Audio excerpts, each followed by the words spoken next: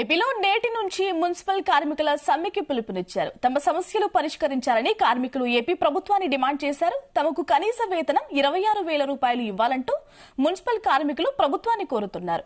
Out sourcing కార్మికులను permanent చేయాలని ఆందోళన చేపట్టారు. వైసీపీ ప్రభుత్వం హామీలను నెరవేర్చాలని కార్మికులు డిమాండ్ చేశారు.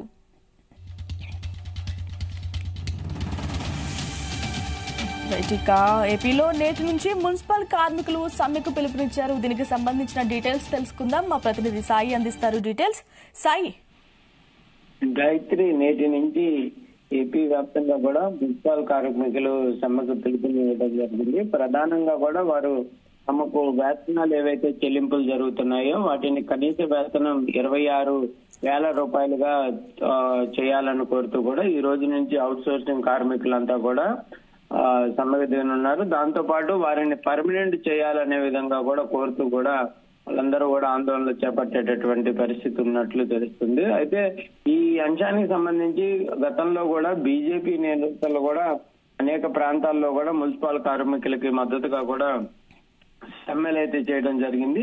ఈ రోజు నుంచి మున్సిపల్ కార్మికులందరూ కూడా ఈ సమ్మెలో పాల్గొనేటటువంటి అవకాశాలు అయితే కనిపిస్తున్నాయి. అయితే ప్రజెంట్ ఉన్నటువంటి సిచ్యువేషన్ లో మరి అవుట్ సోర్సింగ్ కార్మికుల యొక్క ఎక్కువ మంది మున్సిపాలిటీ ఆఫీసుల్లో పనిచేస్తా ఉంటారు. వీళ్ళు అనేక ప్రాంతాల్లో కూడా ఉండేటటువంటి అవకాశాలు ఉంటాయి కాబట్టి వీళ్ళందరూ కూడా మరి సమ్మెకి వెళ్తే అనేక ఇబ్బందికర పరిస్థితులు ఉండేటటువంటి అవకాశం ఉన్నట్లు కూడా మున్సిపల్ కార్మికుల సంఘాల నేతలు కూడా అయితే చెప్తున్నటువంటి పరిస్థితి ఉంది. ప్రజెంట్ అయితే వీరికి సంబంధించినటువంటి అంశం పైన ప్రభుత్వం కూడా ఎక్కడ కూడా చర్చలు అయితే మాట్లాడినటువంటి పరిస్థితి అయితే లేదు. మరి సమ్మె కారణంగా వీళ్ళని ఏమైనా పిలిపించి మాట్లాడేటటువంటి అవకాశాలు ఉంటాయా లేదా అనేది కూడా చూడాల్సినటువంటి పరిస్థితి ఉంది.